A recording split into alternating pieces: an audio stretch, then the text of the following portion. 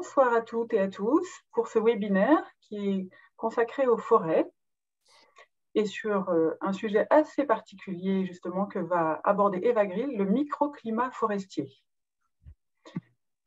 Alors, je vous propose que nous démarrions directement cette présentation. Vous n'hésitez pas à poser vos questions dans le chat pendant la présentation et ensuite, en direct, on vous donnera la parole avec plaisir. Voilà. Donc, on accueille ce soir Eva Grill, qui est une jeune chercheuse du CNRS et qui travaille à l'université Picardie-Jules Verne, donc au sein d'un laboratoire qui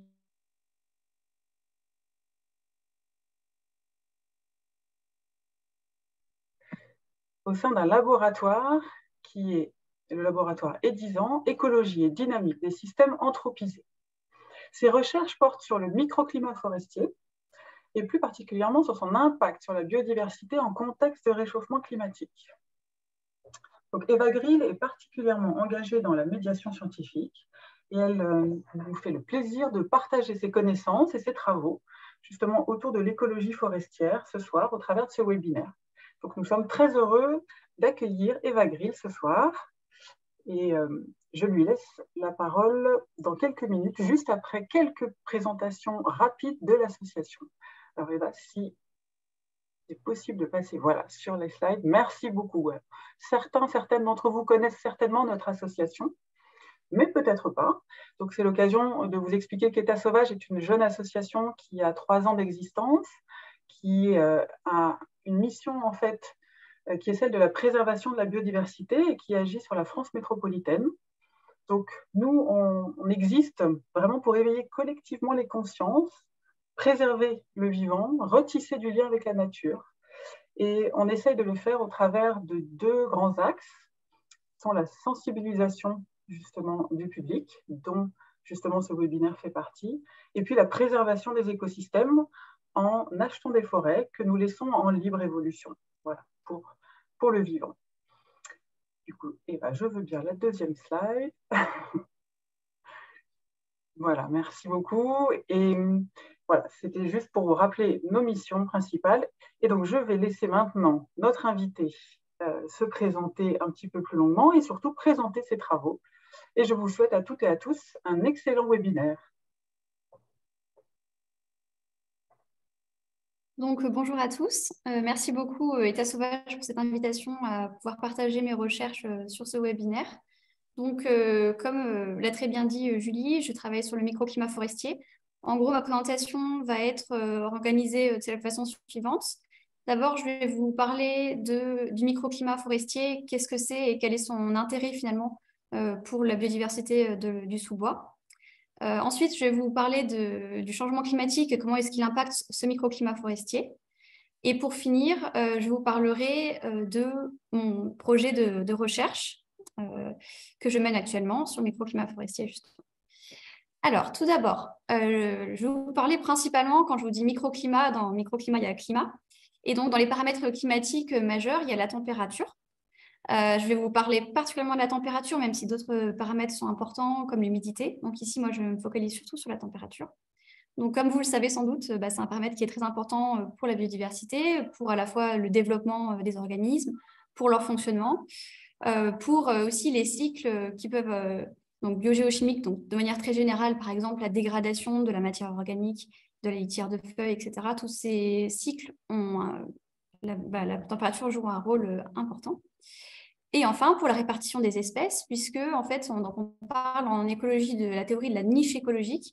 En fait, c'est tout simplement le fait que les espèces se répartissent selon des différents paramètres, et notamment la température, puisque en fait, pour chaque espèce, il y a une température trop froide ou trop chaude dans laquelle elle ne peut pas se développer. Et donc, entre les deux, c'est la niche écologique de l'espèce, comme vous le voyez ici pour, par exemple, la fraise des bois, de manière complètement schématique. Donc ça fait partie d'une petite bande dessinée que j'ai créée pour vulgariser un peu ma thèse, qui vous sera envoyée dans le chat si vous voulez voir plus en détail. Ça, c'est juste un petit extrait. Alors, comment est-ce qu'on mesure la température? Eh bien, via des stations météo qui ressemblent schématiquement à ça. Alors, ces stations météo, pour qu'elles puissent être comparables à l'échelle du globe, elles sont très standardisées. Donc, par exemple, elles mesurent toujours la température dans des abris ventilés qui vont se situer en fait à 1,50 m, 2,50 m du sol, donc pas à la surface, mais un peu en hauteur, et toujours dans des milieux ouverts, sans arbres. Donc finalement, ça va être assez représentatif de la température vécue par exemple, des vaches dans une prairie, mais très peu des conditions qui vont être vécues par la majorité des êtres vivants, qui vont se situer, par exemple, dans une litière de feuilles, à la surface d'une plante qui va avoir tendance à surchauffer au soleil, dans le sol, etc. Et en particulier, ça va être très différent de la température qui va se trouver en forêt, puisque, comme vous le savez sans doute, en forêt, donc, la température est différente de l'extérieur. Le jour et en été, il fait sans doute souvent plus frais dans la forêt. Et ce qui est un peu moins connu, c'est que c'est l'inverse pour la nuit et parfois l'hiver. Il fait souvent un peu plus chaud en forêt. Et ça, en fait, c'est ce qu'on appelle un effet tampon. Donc, le pouvoir tampon de la forêt. En fait, ça se résume de la façon suivante, c'est l'adoucissement des extrêmes. Si vous voyez sur ce petit schéma, en fait, 3 jours un peu typiques d'évolution des températures, donc il fait plus froid la nuit, plus chaud le jour, eh bien, vous voyez que la station météo, donc en pointillé, a des amplitudes dans la température qui sont plus fortes et que la forêt, au contraire, a des variations adoucies, avec moins d'extrêmes, que ce soit le nuit ou le jour. Donc ça, c'est ce qu'on appelle le pouvoir tampon. Et à quoi il est dû, ce pouvoir tampon? Alors, je pense que vous vous doutez pour certains des paramètres, donc particulièrement l'ombrage par la canopée, il fait plus frais dans la forêt puisqu'il y a de l'ombrage. Il y a aussi un effet très très fort de l'évapotranspiration, c'est-à-dire le fait que les arbres ou la végétation en général transpire par ses feuilles. Donc en fait, ça agit un peu comme une clim à eau qui va rafraîchir l'air ambiant en dégageant beaucoup d'humidité.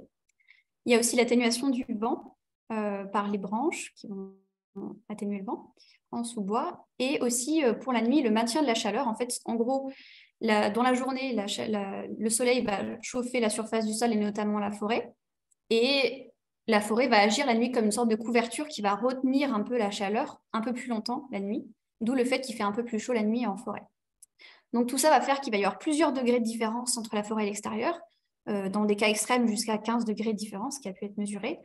Souvent, dans nos contrées, ça va être plutôt quelques degrés, mais c'est un effet qui va être tout à fait important pour la biodiversité. Alors, quand je vous dis microclimat, donc, puisque ça, c'est ce qu'on appelle le microclimat forestier, ce tampon, il y a climat, mais il y a aussi micro. Donc, comme vous pouvez vous en douter, c'est donc une question d'échelle, le microclimat.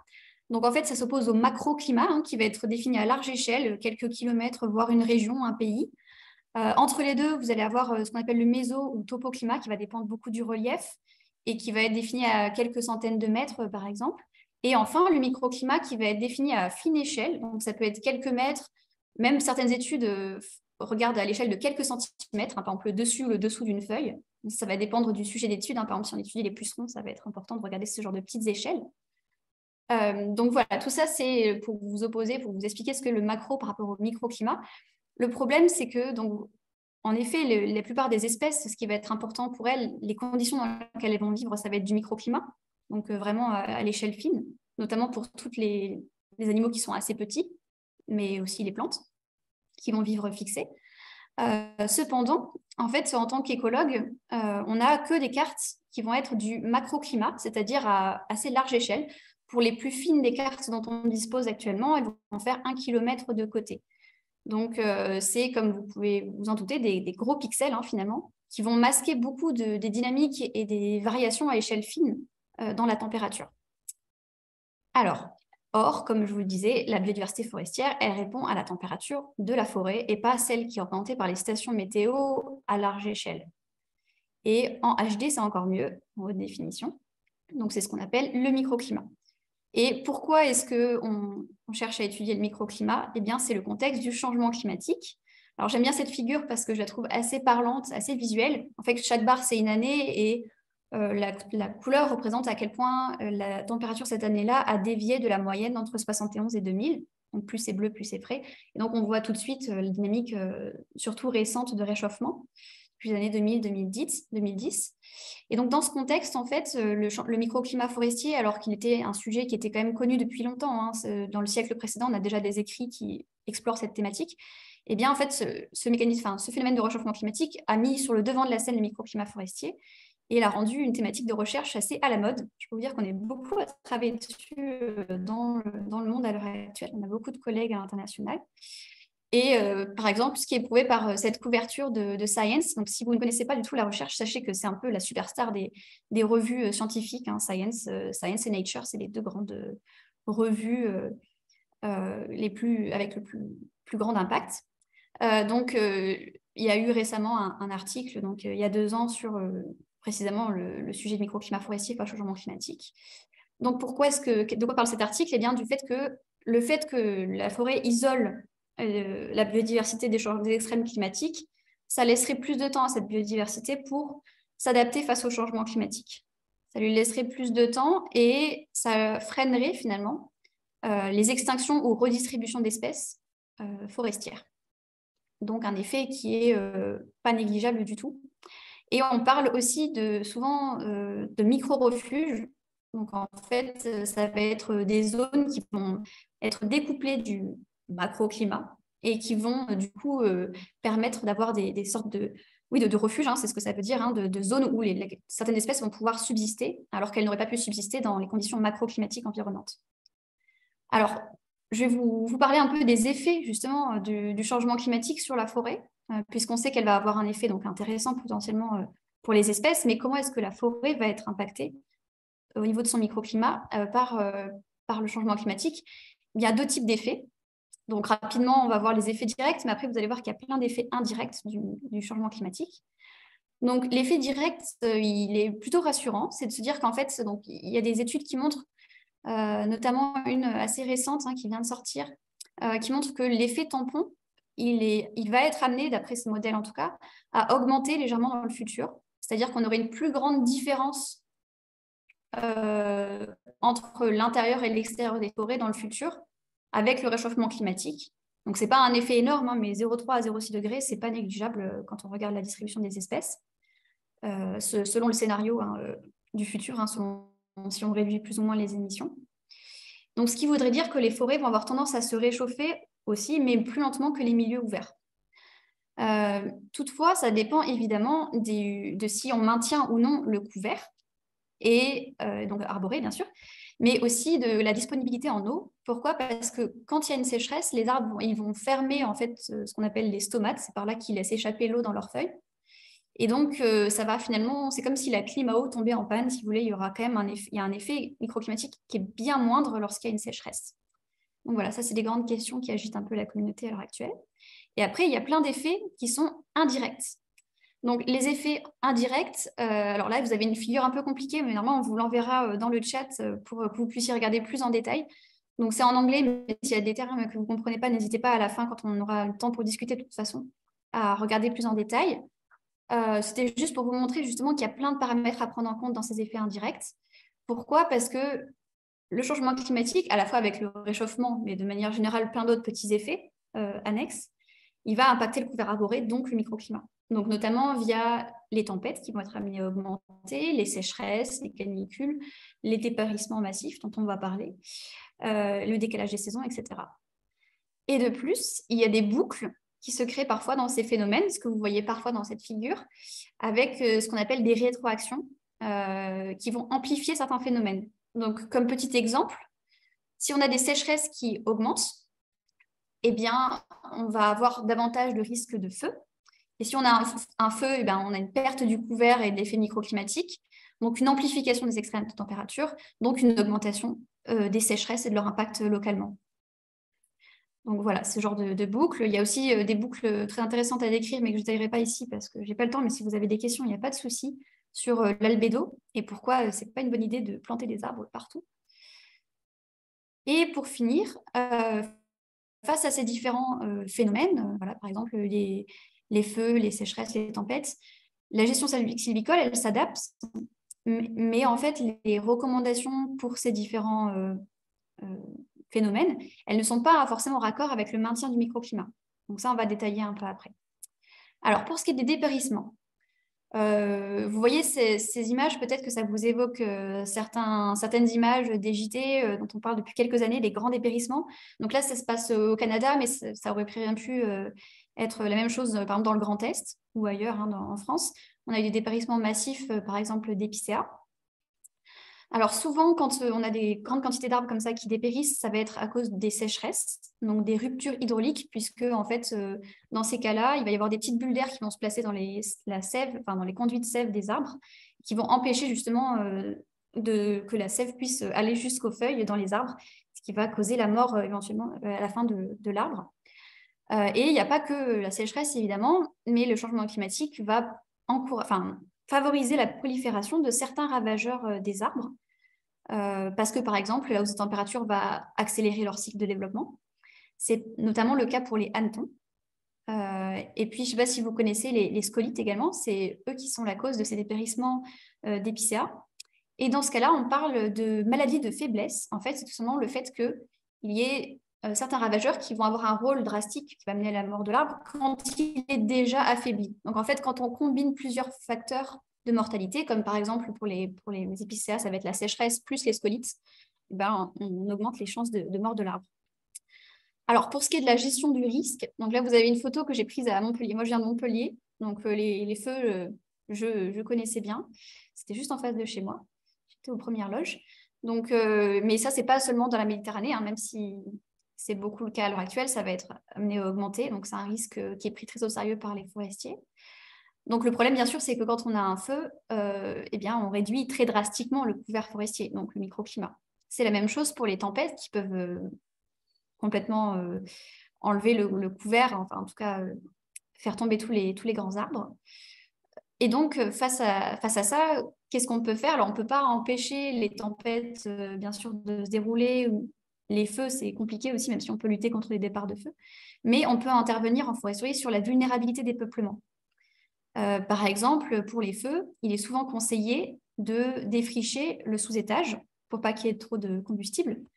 Et le problème, finalement, c'est que c'est des recommandations qui vont un peu à l'inverse du maintien d'un microclimat protecteur. Donc, c'est un peu le problème, c'est que parfois, on a des antagonismes, en fait, entre des conseils pour certains sujets et pour d'autres. En l'occurrence, pour cette gestion des risques, c'est beaucoup le problème pour le microclimat. Pour ce qui est de la phénologie, donc la phénologie, qu'est-ce que c'est? C'est l'étude, en fait, des événements saisonniers des arbres dans le développement des plantes ou des êtres vivants en général. Donc, pour les arbres, ça va être par exemple la chute des feuilles ou la floraison.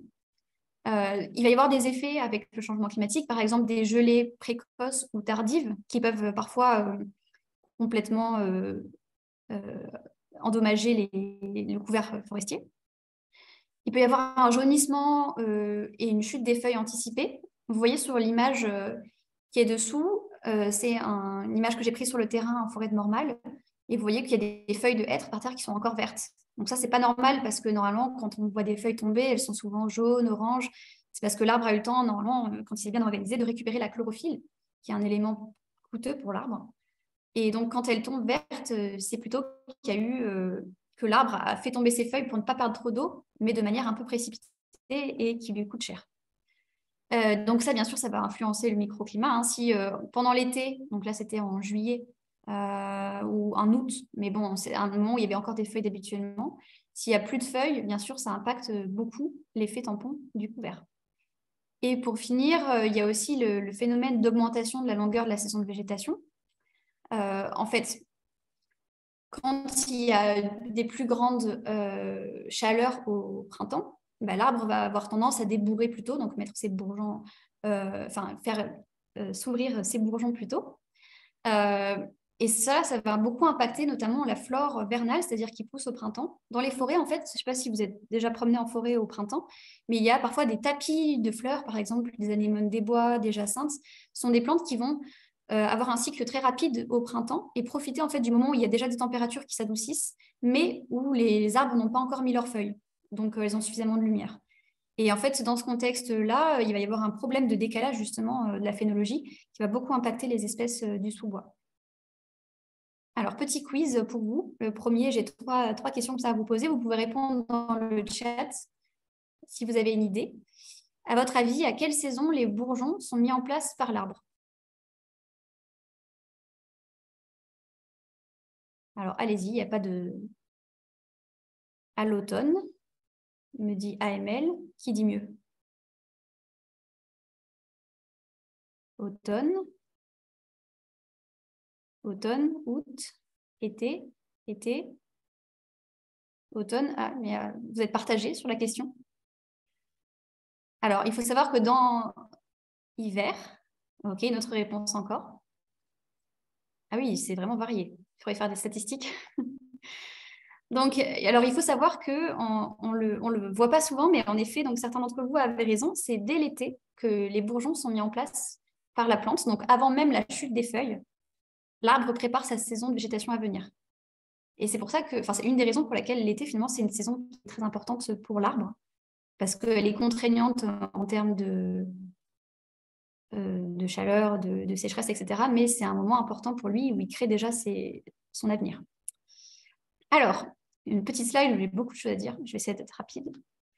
Alors, bien sûr, la gestion forestière peut s'adapter au changement climatique de plein de façons.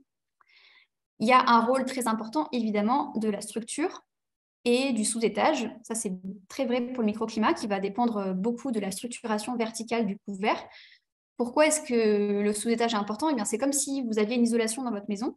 Si vous mettiez 2 couches, vous serez mieux isolé qu'une seule couche. Eh bien, c'est pareil avec le sous-étage, ça va créer une couche additionnelle d'isolation dans la forêt, donc un effet tampon supérieur. Alors, il est souvent recommandé en foresterie actuellement, c'est très classique, notamment dans la direction de l'ONF, l'Office national des forêts, d'aller vers une sylviculture dynamique, ce qui veut dire plus d'éclaircies pour plus de rapidité, plus de productivité des forêts et un raccourcissement des cycles sylvicoles. Pourquoi? Pour résumer, pour 2 principales raisons. L'une, c'est que si on raccourcit les cycles sylvicoles, on prend moins de risques finalement, puisqu'il y a moins de temps jusqu'à la récolte, donc on a moins de chances que le peuplement dépérisse. Et l'autre grande raison, c'est par rapport à l'eau. Et l'idée, c'est que si on éclaircit davantage, eh bien, on a moins de pression sur l'eau, puisque donc les arbres ils pompent énormément d'eau. Et donc l'idée, c'est qu'avec moins de densité, les arbres pomperont moins d'eau et qu'il y en aurait plus de réserves d'eau dans le sol. Après, c'est assez débattu à l'heure actuelle. Pour vous dire, j'avais encore une discussion aujourd'hui avec un responsable de l'ONF à ce sujet qui, lui, n'y croit pas du tout. C'est pas évident. Il existe déjà des recherches qui montrent qu'en effet, il y a un lien entre la densité des peuplements et l'eau dans le sol. Mais il y aurait sans doute un seuil à ne pas dépasser, puisque au-delà, en fait, on nuit évidemment largement au microclimat si on fait trop d'éclaircies, et ce qui peut avoir des effets inverses sur l'eau dans le sol et une ambiance protectrice, y compris pour l'humidité. Donc, je n'ai pas la réponse, mais ce qui est sûr, c'est que ce n'est pas forcément si simple qu'on peut parfois le laisser à penser.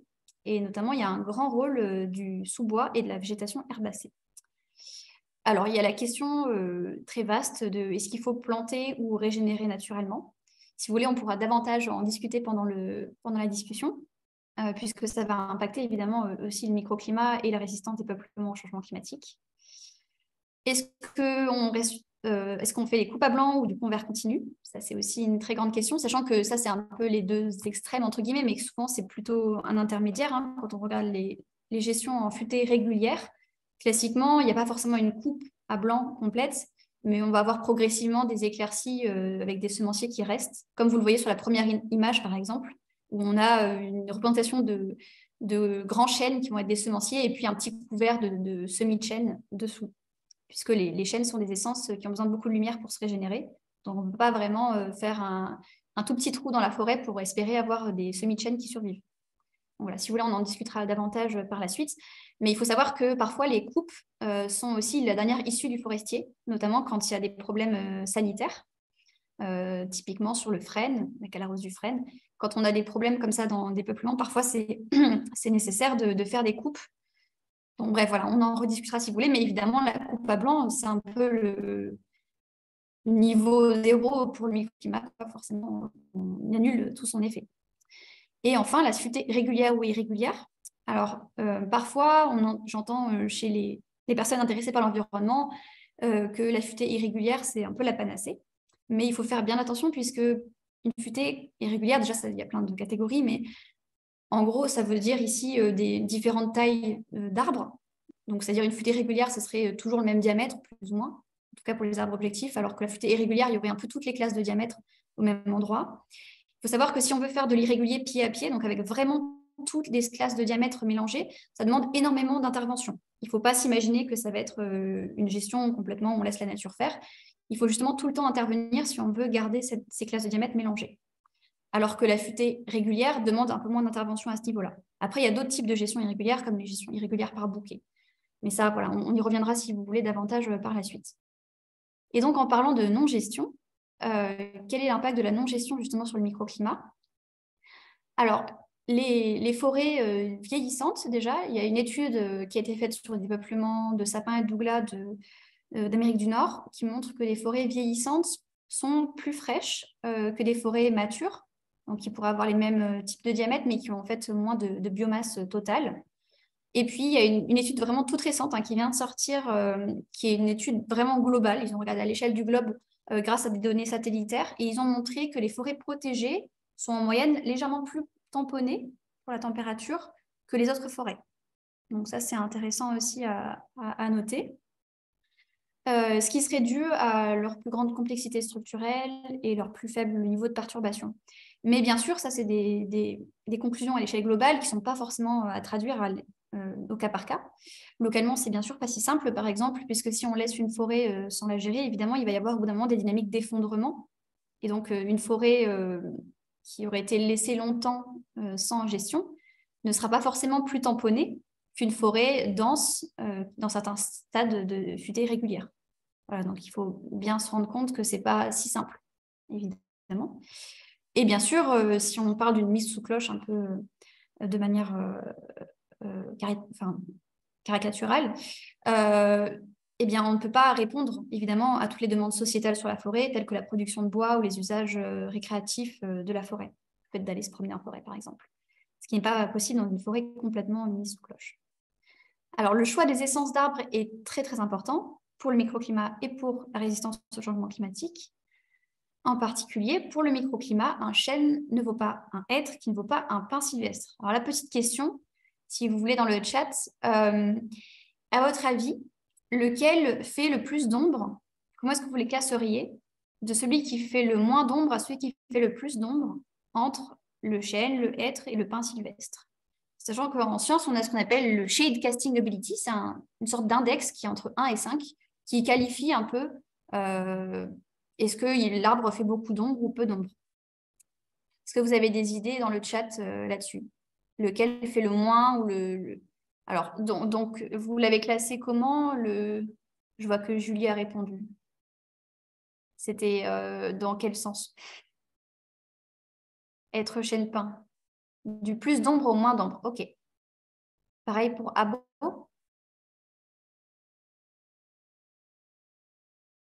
Il y a un consensus pour le moment sur être chêne et pin. Quelqu'un a une idée différente ou tout le monde est d'accord avec ça? Ok, bon, je crois que tout le monde est bien d'accord. Eh ben, c'est bien, vous avez l'air de bien connaître vos arbres. Hein. Donc, en effet, un hêtre, il est très ombrageant par rapport à un chêne, qui va laisser plus passer la lumière. Et c'est encore plus le cas pour le pin sylvestre, par exemple, qui, à travers ses aiguilles, laisse beaucoup passer la lumière. Et ça va impacter le microclimat, puisque donc, sous un peuplement, donc à taille égale hein, des peuplements, ça sera plus tamponné sous un hêtre que sous un pin sylvestre. Voilà, donc ça va être des paramètres importants pour nos modèles, mais aussi à prendre en compte dans la gestion. Alors, si on regarde du coup la résistance au changement climatique, bien sûr, ce choix d'essence va jouer. Et selon la station, donc ça c'est un concept sylvicole qui regroupe en gros le sol, le relief et le climat. Et donc pour chacune des stations, il y a certaines essences qui sont adaptées et d'autres non. Et donc, par exemple, si on prend le hêtre, qui est une essence très répandue en France, mais qui est beaucoup en danger face au changement climatique parce qu'elle est très sensible à la sécheresse, si on prend une station sur un versant sud très exposé, avec un sol de faible épaisseur qui retient peu l'eau, il est évident que planter ou maintenir du hêtre sur cette station va être très risqué face au changement climatique, puisqu'elle est déjà en limite, si vous voulez, de sa niche écologique. À l'inverse, si on est sur un versant nord frais, avec un sol profond, il est peut-être plus judicieux de maintenir cette essence. Donc voilà, il faut vraiment s'adapter au cas par cas, aux conditions locales. Et il faut prendre en compte qu'il y a une variabilité entre espèces, mais également à l'intérieur des espèces, entre les individus de cette espèce. tout simplement parce que les arbres s'adaptent à leurs conditions locales. Donc, si vous voulez, on pourra parler, si ça vous intéresse, d'épigénétique à la fin. C'est une des raisons pour lesquelles il y a beaucoup, enfin, c'est très important cet effet-là, puisque les arbres s'adaptent pendant leur vie, contrairement à nous, ils ont ce pouvoir. Et ils ont le pouvoir de laisser à leur descendance cette adaptation. Alors que nous, si on court tous les jours et qu'on fait des marathons, ça ne va pas vraiment faciliter forcément pour nos enfants le fait de faire des marathons. Hélas, ce n'est pas comme ça que ça marche pour nous, mais beaucoup plus pour les arbres. Et donc, c'est très important de choisir, bien sûr, si on fait des plantations, la provenance des semences. Par exemple, si on reste sur le hêtre, il y a des hêtres dans le sud, hein, par exemple le massif de la Sainte-Baume, qui vont être beaucoup plus adaptés à la sécheresse que les hêtres du nord. Donc voilà, c'est un paramètre à prendre en compte, sachant que chez les arbres, il y a même une variabilité intra-individuelle, puisqu'ils sont très variables, même entre deux branches d'un même arbre, on a des patrimoines génétiques différents. Donc tout ça nous amène à la question de, finalement, est-ce qu'on doit maintenir les essences locales? Est-ce qu'on doit faire de la migration assistée des essences plus méridionales, plus du sud? Sachant que la migration assistée, en fait, qu'est-ce que c'est? Naturellement, avec le changement climatique, les espèces se décalent vers le nord. Donc, par exemple, le chêne pubescent, on le voit arriver de plus en plus au nord. La migration assistée, ça consiste à un peu devancer sa migration naturelle, puisqu'elle est beaucoup trop lente par rapport au changement climatique et sa vélocité. Et donc, par exemple, de planter dans notre région du chêne pubescent, dans le nord. Oui, parce que je suis à Amiens, du coup, je ne sais pas si je vous l'avais mentionné. Et bien sûr, il y a la question de est-ce qu'on doit même recourir à des essences exotiques qui ne se retrouveraient pas forcément en France, mais un peu au-delà. Et là-dessus, c'est à prendre avec des pincettes comme sujet, puisqu'il y a bien sûr plein de potentiels déconvenus avec des essences exotiques qui ne sont pas adaptées forcément à nos contrées. Et donc, pour ça, je vous invite à aller voir le livre blanc de la Société botanique de France, qui a fait un dossier très complet récemment sur cet enjeu-là en forêt, des essences exotiques envahissantes. Et puis, on pourra en débattre si ça vous intéresse par la suite.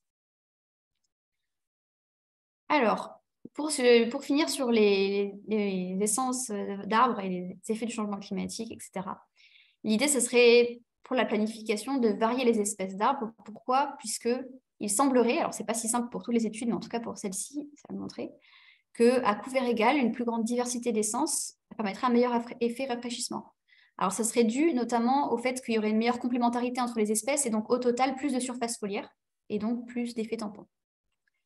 Donc voilà, et là je vous ai mis justement exprès en fait un contexte de forêt urbaine, vous voyez, du bâti à côté, puisque comme vous vous en doutez sans doute, cette thématique du microclimat forestier, elle est aussi très très importante en ville face aux îlots de chaleur urbains. Et donc il y a énormément de recherches et d'attention qui est portée actuellement sur le rôle des arbres en ville pour essayer de mitiger un peu l'effet du réchauffement et des canicules notamment l'été en ville, qui peuvent être vraiment amplifiés à cause de tout ce béton et ce bâti. Donc voilà, pour finir, un petit quiz avant de vous parler de mon projet de recherche. Alors, en France métropolitaine, est-ce qu'on a plus de peuplement de feuillus ou plus de résineux? Vous pouvez répondre dans le chat. Feuillus. Ah oui, il y a un consensus. En même temps, on a la personne d'état sauvage qui a répondu Ah, on a un résineux. Fifi Mimi. Maïs. Alors, du coup, en effet, sans compter le maïs, on a, et même de toute façon, même en comptant le maïs, je pense, on a plus de peuplement de feuillus en France. Donc, pour vous donner un peu des chiffres, on a 67% de la couverture française qui est en peuplement majoritairement feuillu. Même très majoritairement, à plus de 3/4. Ensuite, on a des peuplements mixtes à 12% et 21% de peuplements résineux. Voilà, pour que vous ayez quelques perspectives. Alors, donc pour vous parler un peu rapidement, pour finir, du projet Imprint, donc c'est le projet qui m'embauche, qui me finance mon sujet de thèse. Donc, c'est un projet qui est financé par l'Agence nationale de la recherche et qui est pile poil dans le sujet dont je vous parle, par hasard. Donc, quels sont les enjeux de ce projet? Eh bien, c'est, en lien avec le changement climatique, d'essayer de comprendre et modéliser l'effet de la forêt sur ce microclimat et en particulier sur la température, de le relier à la biodiversité du sous-bois afin de mieux prédire la future aire de répartition des espèces, donc en utilisant des cartes non pas de macroclimat, mais beaucoup plus finement résolues de la température en sous-bois.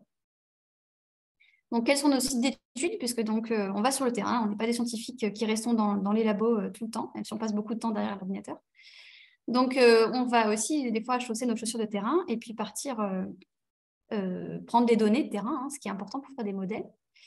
Donc, on étudie 50 forêts feuillues à travers la France. Alors ça, on ne s'y rend pas directement, ce serait un peu trop long pour le contexte de ma thèse. Donc ça, j'ai envoyé plein de capteurs de température à des agents ONF qui gèrent le réseau Renécofort de suivi à long terme des peuplements forestiers. Et puis, sur 3 de ces forêts, donc Mormal, Blois et Légoal, vous en connaissez peut-être une d'entre elles, eh bien, on a installé nous-mêmes des capteurs d'un autre type, des petits capteurs Hobo. Donc, on a installé à chaque fois dans 60 placettes par forêt. Et à chaque fois, on a installé un capteur à 1 mètre du sol pour mesurer la température de l'air et on a enterré un à 8 cm sous le sol. Puisque la température du sol est encore plus tamponnée que celle de l'air. Donc, sur chacune de ces placettes, on a mesuré plein de paramètres et on les a placés dans des endroits assez contrastés, comme vous pouvez le voir ici. Donc ça, c'est des photographies hémisphériques qu'on a prises sur le terrain, pas seulement pour faire beau, hein, mais aussi pour mesurer le paramètre d'ouverture de la canopée. Donc ça, c'est grâce au travail intensif de certains stagiaires que j'ai pu encadrer, qui ont converti en fait, ces images grâce au logiciel en un pourcentage de recouvrement de la canopée, ce qui nous donne des informations intéressantes. On a aussi fait tout un tas de mesures comme des inventaires des arbres présents sur chacune des placettes et aussi des inventaires de biodiversité, en particulier la flore sur une surface de 400 mètres carrés, ce qui représente 11,30 mètres de diamètre autour de chacun de nos capteurs. Et puis, on a aussi placé des pièges pour collecter les arthropodes du sol, en particulier pour étudier les carabes, les araignées et les bousiers, ainsi que les opilions. Je ne l'ai pas noté ici, parce qu'on a des spécialistes dans le laboratoire ou avec des laboratoires partenaires qui savent identifier ces espèces, ce qui est assez compliqué, hein. C'est parfois quelques poils sur le 3e métatarse, enfin, c'est compliqué. Voilà, il faut des spécialistes. Et pareil pour la flore, hein, notamment ce que j'ai écrit ici, je ne voulais pas préciser les bryophytes. Donc ça, c'est les mousses et les hépatiques. Et c'est parfois toute une complication. Heureusement, on a un Belge qui nous a rejoint sur le projet inopinément et qui nous identifie les espèces. Et donc, dernière petite question de quiz au sujet justement des mousses. À votre avis, est-ce qu'elles sont plus ou moins sensibles au microclimat que les autres plantes? À vos claviers. Plus ou moins? Plus? Moins? Plus? Alors, on n'a pas un consensus cette fois. Tout le monde a un peu répondu. Alors, en vérité, il s'avère que bien sûr, ça dépend. C'est pour ça que je vous précise de manière générale. Donc, on peut faire une moyenne, mais exactement, donc c'est un peu plus ou moins, puisque certaines plantes, certaines mousses sont capables, vous l'avez peut-être remarqué, de survivre dans des conditions très extrêmes hein, de microclimat. Par exemple, sur des rochers très exposés ou en ville, sur des murs qui sont très soumises à des extrêmes climatiques. Mais en moyenne, les mousses sont beaucoup plus sensibles que le reste de la flore au microclimat. Pourquoi? Parce qu'elles n'ont déjà tout simplement parce qu'elles n'ont pas de racines. En fait, elles ont des tissus qui absorbent, mais en fait, elles sont vraiment dépendantes de l'atmosphère et du ruissellement pour l'eau en fait. Donc, ça les rend très sensibles aux variations, notamment hydriques. Alors, pour finir, du coup, nous, on cherche, comme vous l'avez déjà un peu annoncé, à cartographier le microclimat. Donc, pourquoi? Pour passer du macroclimat à un microclimat beaucoup plus fin, en haute définition, en utilisant des prédicteurs que l'on sait grâce à la littérature hein, sur le sujet qui joue sur le microclimat, et donc pour essayer d'avoir ces cartes. Et l'idée, donc, c'est d'avoir une carte précise de la température dans la forêt. Donc, pour ça, on a besoin, comme vous pouvez l'imaginer, d'avoir des données sur toutes les petites cases qu'il y a là.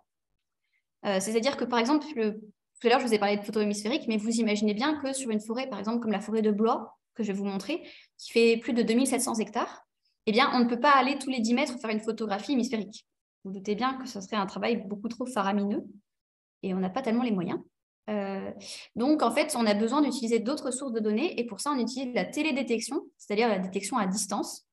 Donc, pour la télédétection, il existe plein de techniques, par exemple les données satellitaires. Maintenant, on utilise autre chose. On utilise le lidar aéroporté. Donc, comme vous le pouvez voir ici, ça utilise un petit avion.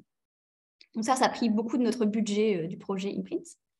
Donc, qu'est-ce que c'est que le LIDAR? Je ne sais pas si vous savez déjà, mais je pense que peut-être pas tout le monde, donc je vais peut-être le préciser. Donc, le LIDAR, tout simplement, c'est une technique de scan. Donc, l'avion passe au-dessus de la forêt, il envoie un laser. Et en fait, grâce à ce laser, quand il rebondit sur une surface, hop, il revient et il donne l'information au capteur. Et donc, grâce à ça, on a un nuage en 3D de points de la surface. Donc, en effet, comme le précise Abo dans le chat, c'est aussi utilisé par les archéologues pour notamment déceler des traces à la surface. Et nous, on l'utilise pas tant pour le sol, mais plus justement pour la végétation.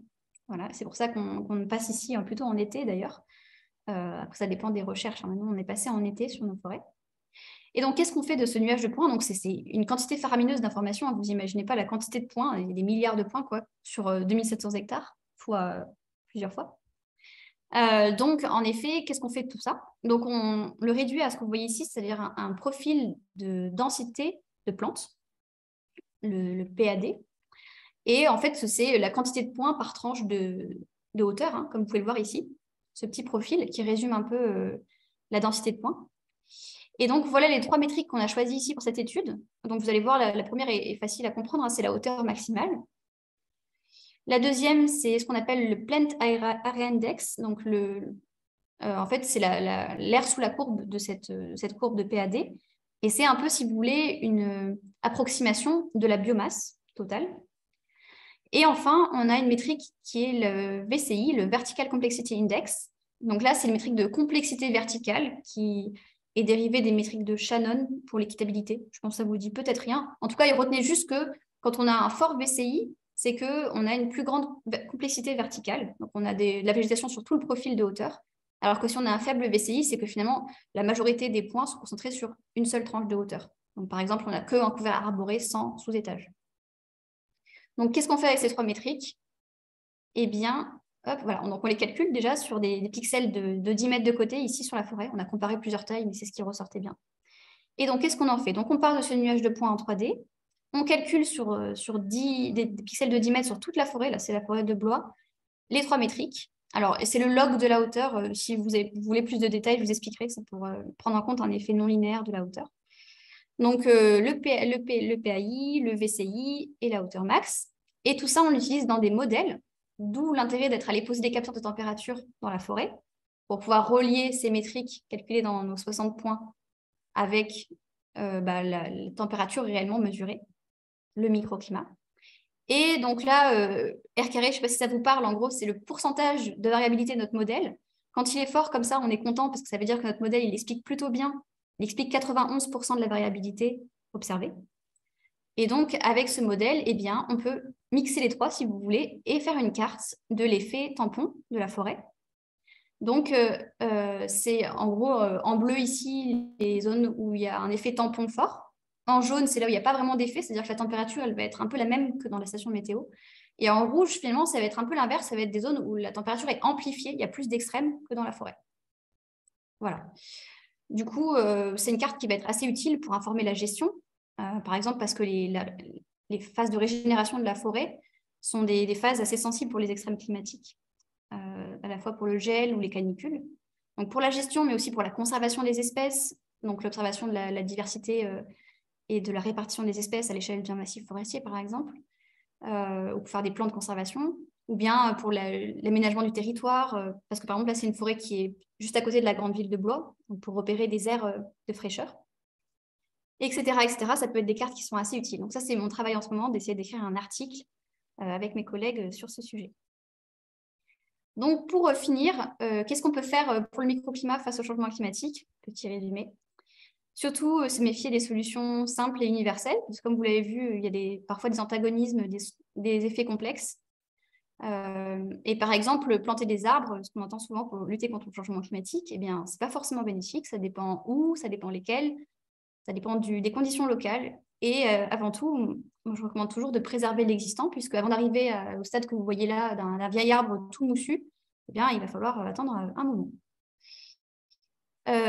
Pour ce qui est des zones protégées et de la non-gestion, c'est pour moi à encourager, mais ça ne peut pas être la seule solution, puisque le bois, c'est une ressource clé pour la transition énergétique. Donc, il faut combiner des zones de protection et des zones de gestion, et bien sûr réfléchir à comment est-ce qu'on gère. et dans l'idéal, justement, de parier sur la résilience par la diversité, à la fois des essences et des modes de gestion. Et pour finir, encourager la recherche pour informer au mieux la gestion forestière. Voilà, une opinion tout à fait orientée. Donc voilà, je remercie tous mes collègues, toutes les personnes avec qui je travaille qui font que cette thèse est super agréable à faire. État sauvage pour m'avoir invité et vous, bien sûr, pour votre attention. Donc voilà, si vous voulez en savoir plus, voilà notre site internet et les réseaux sociaux que je tiens du projet. Voilà, si vous voulez en savoir plus sur son actualité. Et si vous avez des questions, c'est avec plaisir. Merci beaucoup, Eva. C'était très, très intéressant, très riche. Et c'est vrai que je pense qu'on pourrait écouter encore la présentation pendant plusieurs heures. Donc, on va essayer d'avoir quelques questions. Si vous pouvez avoir des questions courtes, comme ça, des réponses courtes permettront à plusieurs d'entre vous de participer. Merci beaucoup. Vous pouvez évidemment poser déjà vos questions dans le chat. On va commencer d'ailleurs par des questions du chat qui ont été posées pendant la présentation. Et ensuite, si vous souhaitez qu'on vous donne la parole, vous pourrez lever la main. Donc, Florian, je te donne la parole. Oui, merci Julie. Du coup, il y avait deux questions qui viennent de moi en toute transparence. Donc, vraiment, n'hésitez pas si vous avez d'autres questions dans le chat ou même à prendre la parole, comme l'a précisé Julie. Oui, je m'interrogeais sur la slide 22. Tu parlais de dynamique d'effondrement. Qu'est-ce que tu entends exactement par ces termes-là? Oui, Sur en fait, les... c'est tout simplement que quand les arbres vieillissent, malgré tout, même s'ils ont une durée de vie bien plus forte que la nôtre, ils passent quand même par des stades de sénescence. D'accord. Et donc, tout simplement, en fait, quand on laisse un peu plus moins vieillir, il y aura de la sénescence, surtout parce que quand on regarde une très vieille forêt par rapport à une forêt plus jeune, les arbres sont bien plus éloignés, les vieux arbres sont bien plus éloignés les uns des autres, c'est-à-dire qu'il s'est opéré une très grande compétition, en fait, au cours de la vie de la forêt. Et donc, beaucoup d'arbres sont tout simplement morts par compétition, ils ont un peu perdu le jeu de la compétition. Donc, si on laisse vieillir une forêt, il n'y a pas que les bûcherons qui vont faire de l'élagage. En fait, il y aura un élagage naturel qui va se faire et donc il va y avoir en fait des chutes d'arbres, ce qui est visible dans toute zone protégée, en fait, ou même îlot de vieillissement si on attend suffisamment longtemps. Donc, c'est très intéressant pour la biodiversité, hein, le fait d'avoir du bois mort au sol, mais c'est pas parce qu'on laisse vieillir une forêt qu'on aura toujours un peuplement très dense et avec un effet maximal de microclimat. C'est ça que je voulais dire par là. Voilà. Si on regarde des forêts entre guillemets primaires, hein, parce qu'il n'y a pas de vraies primaires qui existent, mais il y a des zones où c'est assez ouvert en fait justement, ce qui permet d'ailleurs de survivre pour les essences pionnières qui ont besoin de beaucoup de lumière. Mais voilà, c'est pas des forêts qui sont en fait complètement hyper denses comme on peut l'imaginer parfois. Parfois, il y a des endroits où c'est plus ouvert en fait. D'accord, très bien. Merci pour ta réponse, ça répondait totalement. Et j'avais une deuxième question donc plus sur la partie de ton étude. J'ai été très intéressé par la partie sur le LIDAR et je me demandais s'il y avait des données qui étaient en libre accès voilà, sur peut-être certaines forêts qui ont déjà été scannées. Alors, en fait, il faut savoir que nous, quand je montre le petit avion, là, c'est que donc ça, c'est des vols qu'on a fait, nous, dans le cadre du projet. Alors, déjà, pour ce qui est de nos données, nous, dans le projet, on s'est engagé à la fin du projet de laisser toutes nos données libres, sachant qu'il faut par contre avoir un bon disque dur, hein, parce que c'est énorme hein, comme données. Oui. Mais toutes les données qu'on a recueillies dans le cadre de l'étude, elles seront diffusées librement. Au-delà de ça, il y a un programme actuellement de l'IGN qui va couvrir à l'issue, dans quelques années, et ce sera fini sur toute la France, donc l'entièreté de la France au LIDAR, avec un LIDAR relativement précis, pas autant que le nôtre par contre. Nous, on a utilisé un LIDAR qui a un capteur vraiment à très haut niveau de précision. On a une moyenne de 70 points par mètre carré, 72 même pour être exact. Sachant que classiquement, le LIDAR aéroporté, ça va être plutôt des nuages de points de 10, 20 points au mètre carré. Donc on est bien au-dessus de la moyenne. Je ne sais plus quelle est la résolution exactement pour celui de l'IGN. Ça peut se retrouver sur leur site. Hein. Je vois que Jimmy Bonigen a mis le lien. Mais c'est déjà... Alors, ça va être téléchargeable. Par contre, en général, ce qui va être donné par l'IGN, ça ne va pas être toutes les données, mais des données traitées. Voilà. Donc, il y a les deux, en fait. Hein, ça dépend. Mais ils vont diffuser, en tout cas, de la donnée au fur et à mesure, mais c'est un peu en cours. Donc, par exemple, pour ce qui est de nos zones d'études, eh bien, on a la forêt de l'Égual qui est déjà couverte. Donc, on a pu commencer à regarder un peu quelles étaient les données et on pourra par la suite comparer notre jeu de données LIDAR avec le leur. Et puis, en fait, ça se fait par dalle. Vous pouvez voir sur leur site. Hein. La France va être complètement couverte, mais c'est petit à petit parce que c'est un travail pharaonique. Hein. Donc, ces données, elles seront disponibles à la fin librement et téléchargeables. Par contre, le gros problème du LIDAR, c'est que c'est énormément de données et que ce n'est pas à la portée du premier venu, je dirais, de les traiter. Après, il y a plein de choses qui se font, plein de packages R, par exemple, qui se développent. Voilà, pour les personnes un peu motivées, il y a tout à fait possibilité de se mettre à les traiter. Mais voilà, il faut savoir que c'est pas, c'est tellement de points en fait que ça paraît bête, mais c'est pas évident d'en faire quelque chose tout de suite. Mais Ok, c'est vraiment très prometteur. Ça, je suis d'accord.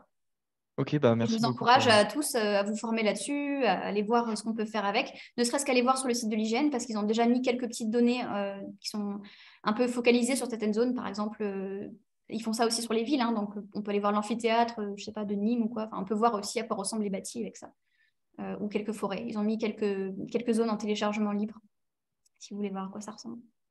Ou bien, ah Ok, oui, j'ai oublié, vous pouvez aller voir sur notre site internet, le fameux microclimat.cnrs.fr, puisqu'on a mis justement une petite zone de forêt normale. Vous pouvez vous déplacer en 3D dans la forêt pour voir à quoi ressemble un nuage de points lidar. Vous pourrez même voir, si vous cherchez un peu, le train qui passe au milieu de la forêt. Voilà. ok. Bon, bah, j'irai jeter un œil. Alors, merci beaucoup pour ta réponse très claire. On a deux nouvelles questions. Est-ce que pardon, ça vient de switcher. Est-ce que les animaux présents dans la forêt agissent sur les microclimats? Alors oui, mais de manière indirecte. Donc déjà, dans ma présentation, je vous ai parlé par exemple des hannetons. Tous les animaux qui vont, par exemple, être ravageurs des arbres vont forcément agir sur le microclimat. Par exemple, en diminuant le couvert, si on a une attaque massive de hannetons, eh ben, ça va se ressentir sur le couvert, par exemple, des chênes. Donc déjà, il y a l'aspect animal ravageur. Il y a d'autres aspects, hein, parce que les animaux, ils ne sont pas forcément ravageurs là-dessus, mais ils peuvent être aussi dans une relation positive, gagnant-gagnant, de mutualisme. Donc par exemple, on n'y pense pas souvent, mais toute la faune du sol, elle est cruciale pour la forêt. Donc la faune du sol, j'entends par là bien sûr les vers de terre, mais aussi tout un tas d'autres petites bêtes comme les colamboles, et des milliers d'autres petites bestioles, et qui en fait vont faire le recyclage de la matière organique. Donc quand les feuilles tombent au sol, ils vont les recycler et en fait les mettre sous des formes que les arbres peuvent assimiler. Donc quand on a une bonne vie du sol, on va avoir une bonne santé aussi des forêts, enfin des arbres, et donc ça va agir sur le microclimat forcément. Mais c'est plus de manière indirecte parce que je dirais que c'est pas parce qu'on a. Alors, il y a plein d'autres possibilités d'en parler, hein. Par exemple, je pense aux ongulés, les grands ongulés sauvages, type les sangliers et bien sûr les chevreuils. Eh ben, ils vont agir énormément sur la régénération des forêts en grignotant les petites pousses, parfois en bloquant la régénération quand ils sont trop nombreux. Donc ça aussi, ça a bien sûr des effets énormes. Il peut y avoir des blocages, par exemple, de la régénération forestière et de la succession à cause des ongulés sauvages. Typiquement, imaginons que s'il y en a trop, ils peuvent brouter tout le sous-étage et qu'il n'y ait pas du tout de sous-étage. Et donc, forcément, ça impacte négativement le microclimat. Donc oui, il y a des interactions très fortes entre faune et microclimat, mais ce n'est pas les cerfs ou les chevreuils qui vont eux-mêmes faire un effet tampon. C'est plutôt indirect, quoi. C'est plus quand même la flore qui agit directement.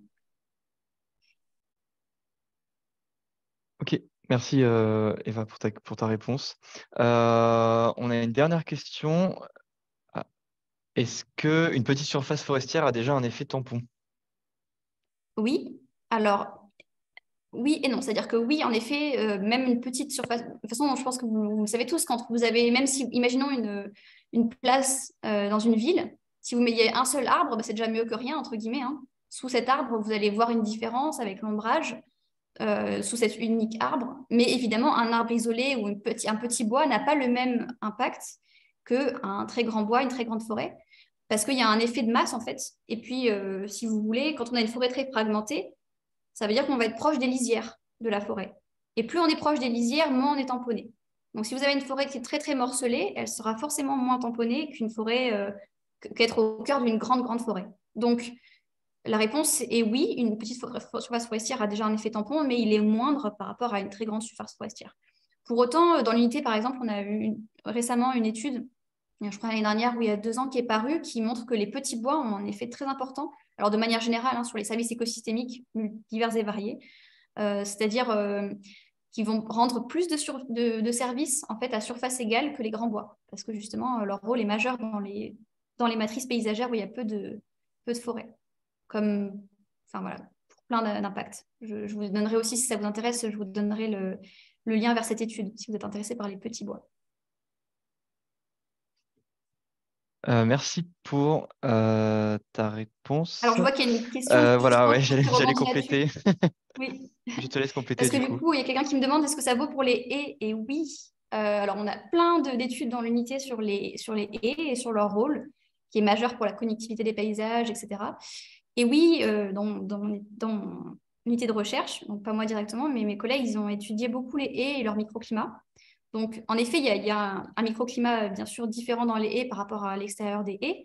Et plus les haies sont larges, touffues et hautes, plus il y a un microclimat, c'est comme la forêt, quoi, protecteur. Donc, si on veut faire des corridors, etc., entre les forêts, il faut quand même des haies, pas juste de 1 mètre de haut, quoi, forcément. Mais dans tous les cas, c'est des refuges très importants pour la faune et la flore. Par exemple, mes collègues ont pu trouver des plantes forestières dans certaines haies suffisamment larges.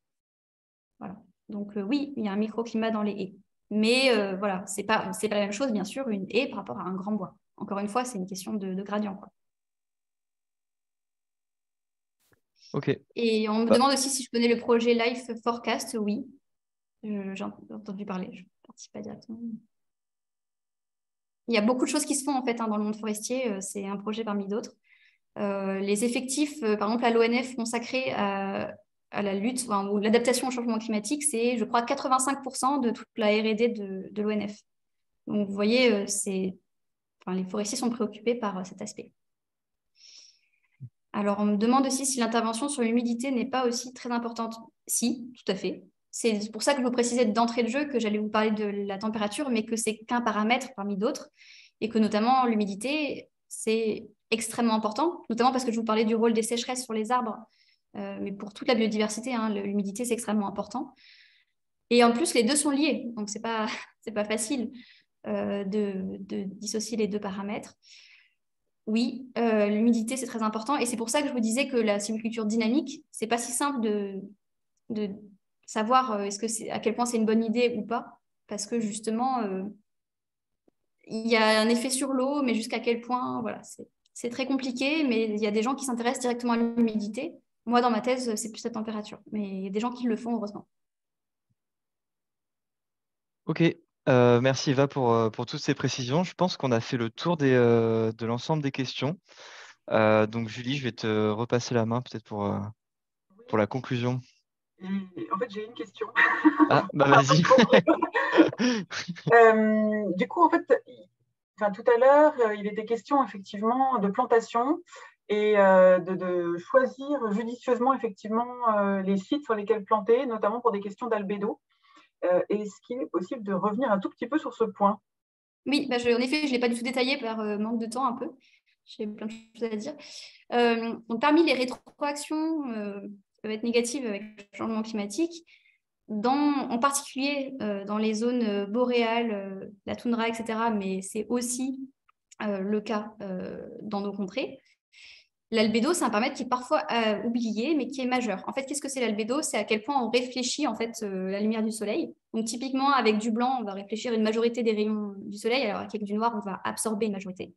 Et les forêts, en l'occurrence, elles sont souvent plus foncées que la moyenne en termes d'albédo. C'est beaucoup plus le cas. Alors, chez nous, c'est pas si évident encore, ça dépend. C'est plus le cas pour les résineux. Mais quand on regarde au niveau de la toundra, donc vraiment dans le nord, si on compare une zone où il y a normalement de la neige, une végétation basse et très claire, par rapport à des arbres, des résineux très très foncés, alors là, l'effet, il est vraiment drastique. Donc en fait, qu'est-ce qui se passe avec ces boucles quand il y a un réchauffement climatique, comme il est en cours, et il est encore plus fort dans les régions des pôles. Donc c'est-à-dire que l'augmentation de température est très forte là-bas. En fait, il y a plus de fonte de neige, en gros, et plus de lignification, c'est-à-dire que les forêts vont pousser de plus en plus, à des endroits où avant c'était plus contraint et où il n'y avait pas de forêt qui poussait. Donc, qu'est-ce qui se passe? Les arbres arrivent à cause du réchauffement, et comme ils sont là, en fait, ils vont être plus foncés, donc plus absorbés de chaleur, donc encore plus réchauffés. Donc, c'est pour ça qu'il y a cette espèce de boucle rétroactive qui est très mauvaise à l'échelle globale pour le réchauffement climatique. Donc ça, c'est un effet déjà en cours, majeur. Et le problème, c'est que ça, c'est ce qui se passe déjà naturellement avec le réchauffement, cette boucle. Mais si en plus, on promeut la plantation d'arbres dans des zones comme dans vraiment le nord, la Sibérie, etc., on accélère en fait ce phénomène en réchauffant encore davantage le sol. Et donc, ce n'est pas forcément ce qu'on veut. Et voilà, même en France, ce n'est pas forcément pris en compte quand on fait des bilans de stockage de carbone, etc. Souvent, on ne prend pas en compte cet effet albédo, alors qu'il est vraiment important. Et parfois, il annule en fait ce qu'on peut voir sur les bénéfices de stockage de carbone.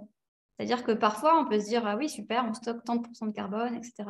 Ça fait, voilà, ça contribue à limiter un peu le réchauffement. Mais si finalement, on a juste un peuplement plus foncé, c'est tout bête, hein, mais en fait, on va aussi augmenter le réchauffement à cause de ça. Donc voilà, c'est pas forcément si. Enfin, je veux pas dire qu'il faut pas planter d'arbres, hein, c'est pas ça. C'est juste qu'il faut se méfier des solutions trop simples, comme je le disais, et notamment, on ne peut pas planter des arbres partout en étant bénéfique pour le changement climatique, à cause de cet effet albédo. Et à cause d'autres effets, hein, notamment sur les zones humides, etc. Très bien, merci beaucoup pour ces compléments. Je pense qu'on a fait le tour sur les questions, même si à mon avis, on pourrait rester à discuter pendant des heures, très certainement. Merci beaucoup Eva d'avoir pris tout ce temps pour nous expliquer effectivement tes travaux et également les travaux qui sont en cours dans le laboratoire. Je pense qu'avec les différents liens que tu nous as partagés, on pourra aller un peu plus loin. On mettra également ça dans le mail qu'on enverra demain du coup aux participants et à celles et ceux qui n'ont pas pu participer mais qui verront du coup la rediffusion. Merci encore pour tout. Merci à tous d'être venus justement participer en direct et de poser vos questions. C'est toujours enrichissant. Et puis, on vous dit à très bientôt sur un autre webinaire. Merci à tous. Et vous aurez toutes les sources dans le mail, voilà, que j'ai cité. Très bonne soirée. Au revoir. Merci. Au revoir.